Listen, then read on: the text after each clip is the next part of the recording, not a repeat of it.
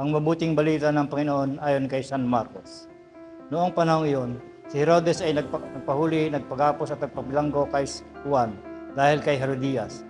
Ang babaeng ito ay asawa ni Felipe na kapatid ni Herodes. Ngunit kinakasama niya, laging sinasabi sa kanya ni Juan, "Hindi matuwid na kunin ninyo ang asawa ng inyong kapatid." Kaya si Herodes ay nagkimkim ng galit kay Juan. Hinangad niya ipapatay ito, ngunit hindi na magawa sapagkat natatakot si Herodes kay Juan. Alam niyang ito ay taong matuwid at banal, kaya pinagsasanggalang niya. Gustong-gusto niyang makinig kay Juan, bagamat labis siyang nababagabag sa mga sinasabi nito. Sa wakas ay nagkaroon ng pagkakataon si Herodias na anyayahan si Herodes sa kanyang kaarawan ang kanyang mga kagawad, mga pinuno ng hukbo at ang pangunahing mamayan ng Galilea.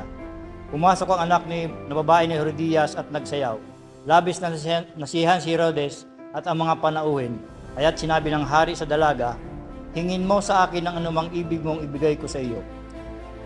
At naisumpa pa niya, ibibigay niya kahit ang kalahati ng kanyang kaharian kung ito hihilingin. Lumabas ang dalaga at tinanong ang kanyang ina, "Ano ang hihingin ko?" "Ang ulo ni Juan Bautista," sagot ng ina. Dali-dali nagbalik ang dalaga sa kinaroroonan ng hari. "Ang ibig ko po ay ibigay ninyo sa akin ngayon din, sa isang pinggan, ang ulo ni Juan Bautista," sabi niya. Labis na nalungkot ang hari, ngunit dahil sa kanyang sumpa na narinig ng kanyang mga panauhin, hindi niya natanggihan ang dalaga. Kaagad niyang iniutos sa isang bantay na dalhin sa kanya ang ulo ni Juan. Sumunod ang bantay at pinugutan si Juan sa bilangguan. Nilagay ang ulo sa isang pinggan at ibinigay sa dalaga. Ibinigay naman ng iyon ng dalaga sa kanyang ina.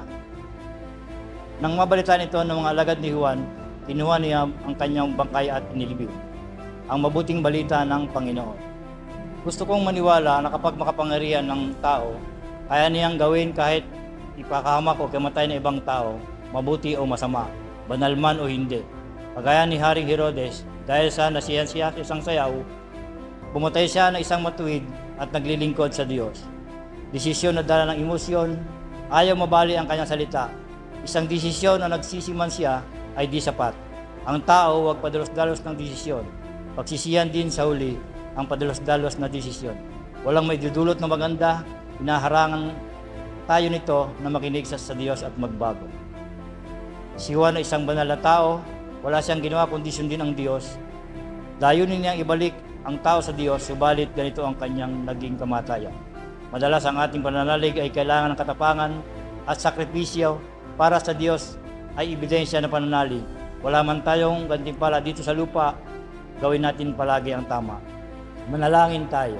Panginoon, maraming salamat po sa mga araw na lagi mo akong ginigising. Pinapaalala mo na may bagong simula at bagong pag-asa. Panginoon, kahit di ko lubos na unawaan ang plano mo sa akin, alam kong ito ang mabuti sa akin at sa aking pamilya. Tulungan mo po kami ng aking pamilya na lubos na magtiwala sa iyo. Alisin mo ang takot at pag-aalinlangan. Palitan mo ng kapayapaan at katiyakan na hawak mo ang aming kinabukasan. Pagpalain mo kami, gabayan mo kami sa aming desisyon at ituro ang tamang landas sa iyo ko. Pinagkakatiwala ang lahat. Amen.